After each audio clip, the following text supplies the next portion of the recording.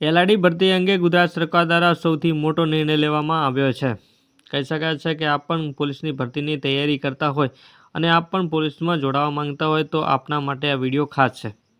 આ વિડીયોને અંત સુધી જોજો, કેમ કે ગુજરાત સરકાર દ્વારા લોકસેવામાં વિવિધ અંગેની સંયુક્ત ભરતી સીધી પદ્ધતિનો ફેરફાર કરવામાં આવ્યો છે. જેમાં ગુજરાત એલઆરડી ભરતીને અંગે સૌથી મોટા ફેરફારો કરવામાં આવ્યા છે. અગાઉમાં લોક સંરક્ષણ ભરતીમાં શારીરિક કસોટીમાં જેનો માપદંડમાં ગુણ આપવામાં આવતા હતા, જે હવે નહીં આપવામાં આવે. જેના બદલે હવે ફક્ત દોડનો નિર્ણય સમયસર પાસ કરવાનો રહેશે, તેનો કોઈ પણ ગુણ રહેશે નહીં. અગાઉ પણ શારીરિક કસોટીમાં ઉમેદવારોને વજન પણ ધ્યાન લેવામાં આવતો હતો. હવે તે રદ કરવામાં આવ્યો છે. શારીરિક કસોટીમાં ફક્ત ક્વોલિફાયનું કરવાનું રહેશે અને તેના ગુણ કોઈ રહેશે નહીં. શારીરિક કસોટીમાં પાસ થયેલા દરેક ઉમેદવારો લેખિત પરીક્ષા આપી શકશે,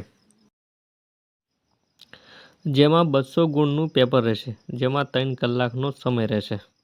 તો મિત્રો, એલઆરડીમાં ભરતીમાં ગુજરાત સરકાર દ્વારા ખૂબ જ મોટા ફેરફારો કરવામાં આવ્યા છે.